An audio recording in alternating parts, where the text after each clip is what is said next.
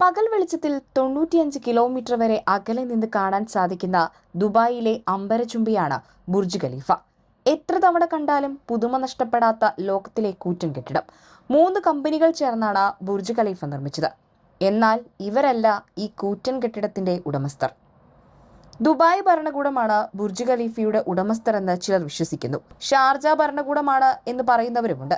എന്നാൽ 828 മീറ്റർ ഉയരമുള്ള ഈ മനോഹരമായ കെട്ടിടത്തിന്റെ ഉടമകൾ UAE-യിലെ MR പ്രോപ്പർട്ടീസ് എന്ന റിയൽ എസ്റ്റേറ്റ് കമ്പനിയാണ്. ബുർജ് ഖലീഫയെക്കുറിച്ചും MR പ്രോപ്പർട്ടീസിനെ കുറിച്ചും രസകരമായ കാര്യങ്ങൾ വേറെയുമുണ്ട്.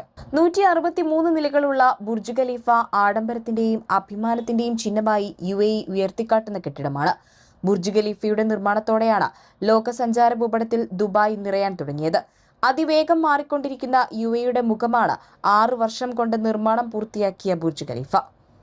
2004-ലാണ് ബുർജ് ഖലീഫ നിർമ്മാണം തുടങ്ങിയത്. 2010-ൽ ഉദ്ഘാടനം നിർവഹിക്കപ്പെട്ട ഈ കെട്ടിടത്തിന്റെ യഥാർത്ഥ ഉടമസ്ഥർ MR പ്രോപ്പർട്ടീസ് ആണ്. UAE കേന്ദ്രമായുള്ള റിയൽ എസ്റ്റേറ്റ് കമ്പനിയാണിത്. മുഹമ്മദ് അൽബാറാണ് കമ്പനിയുടെ ചെയർമാൻ. ദുബായ് ഭരണാധികാരി മുഹമ്മദ് ബിൻ റാഷിദ് അൽ മക്തൂമും ഇൻവെസ്റ്റ്മെന്റ് കോർപ്പറേഷൻ ഓഫ് ദുബായ് എന്ന UAE-യുടെ സോവറിൻ വെൽത്ത് ഫണ്ടുമാണ് ഈ കമ്പനിയുടെ പ്രധാന 2 ഓഹരി ഉടമകൾ. ലോകത്തെ പ്രധാനപ്പെട്ട റിയൽ എസ്റ്റേറ്റ് കമ്പനിയാണ് MR properties. Dubai mall, Dubai creek tower, Dubai fountain എന്നിവയ്ക്ക് പിന്നിലെല്ലാം ഈ കമ്പനിയാണ്. എന്നാൽ കൂട്ടമായ പരിശ്രമത്തിലൂടെയാണ് ബുർജ് ഖലീഫ നിർമ്മിച്ചത്. 3 കമ്പനികളായിരുന്നു ഇതിന് പിന്നിൽ. ദക്ഷിണ കൊറിയയിലെ സാംസങ് C&T, ബെൽജിയത്തിലെ ബേസിക്സ്, UAE-യിലെ അറബ് ടെക് എന്നിവയാണ് ആ കമ്പനികൾ.